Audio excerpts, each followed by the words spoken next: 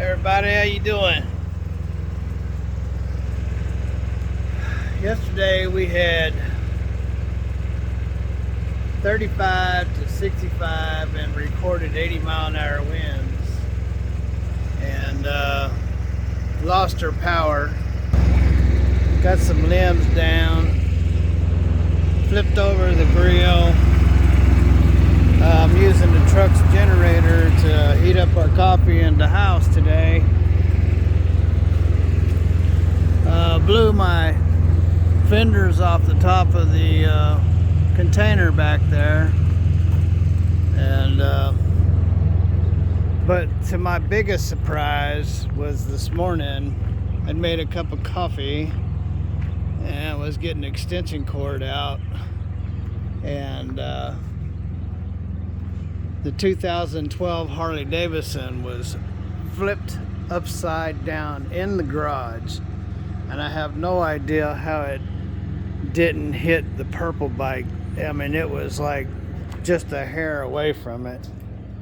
This wasn't down, it was all the way on the floor. And I come in here and shake on it and everything on a regular basis.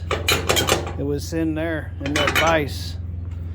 And she rolled over upside down and bent this mirror, knocked this blinker into the tank, and put a big dent in the tank, bent the fuel gauge, and put those gouges in the tank. And so far, that's about all I can see.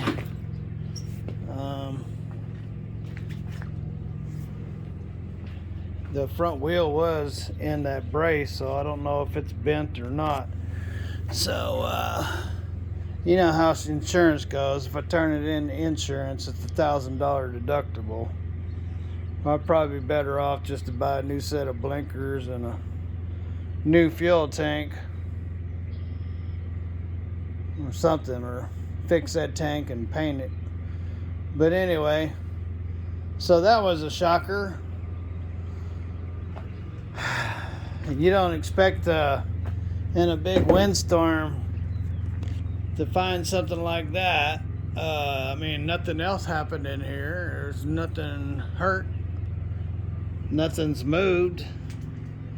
The cats were in here.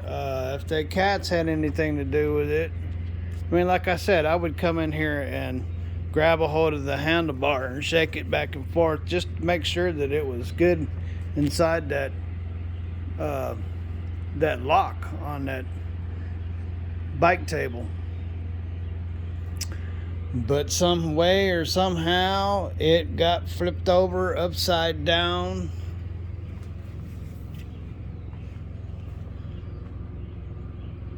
I mean, a guy could ride it like this, you know. Sure. Need some grips. The mirror looks like it might have been alright. It's dug into something though. It's right there. You can see where it dug in.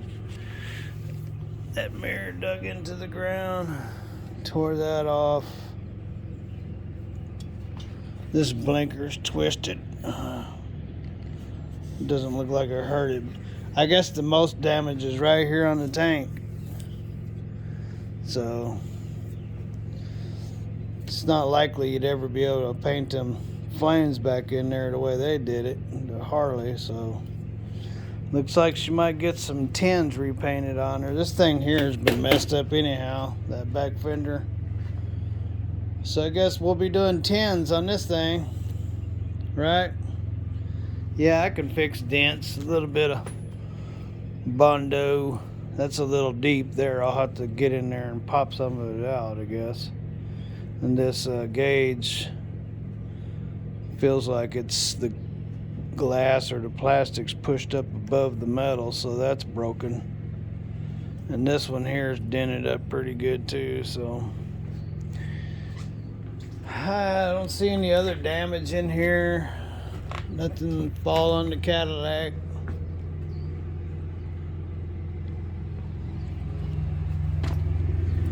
Wow, that was a shocker. Like I said, my fenders had been blown off. And so I put a bungee around them so they're together, and then put those big 8-foot tarps up against them, and that lid came off of that tote up there and came down and hit the side of the truck, but it's all right. Looks like might have cracked the fender right there where he hit it a little bit. Yeah, knocked the paint off, cracked the fender. So it's about all the damage that was done to the truck from the big 35 to 80 mile an hour winds. You wouldn't expect something like that to come off of there and blow down and hit your truck or your motorcycle upside down. Them trees were really rocking and rolling. I was concerned about those. Those chairs over there were blowing all over the place. I had to pick them up. And other than that, looks like we survived. We survived that big, high, powerful winds running through here. You know, if a guy had to deal with those kind of winds on a regular basis, you would prepare yourself for it. But that was highly unusual for this area to get that kind of winds coming through here. And I'm not exactly sure what happened to the bike, if the cats got in there and knocked it over, or somehow the wind got in there. The door was open, Ruthie said. So I don't know. I just don't know. All I know is I got a bike that's tore up. We still don't have any power. Went out of power yesterday about 2 o'clock, and from what I see, there's probably about 20,000 people without power in this area, the Penny Royale area. So, anywho, if we had to, I could over to the RV, and it's self-contained, just add power. So, but it's not cold. Well, we're blessed. It only got down to 43 last night, and so if we need to, it's just right out the back door. We can go to that. But I got power on the inside the house right now, so I'm fixing to plug in the refrigerator, make sure it stays cold. You guys, and hopefully you didn't suffer any damage, and hopefully you have a great day. Stay safe wherever you are. God bless, and later.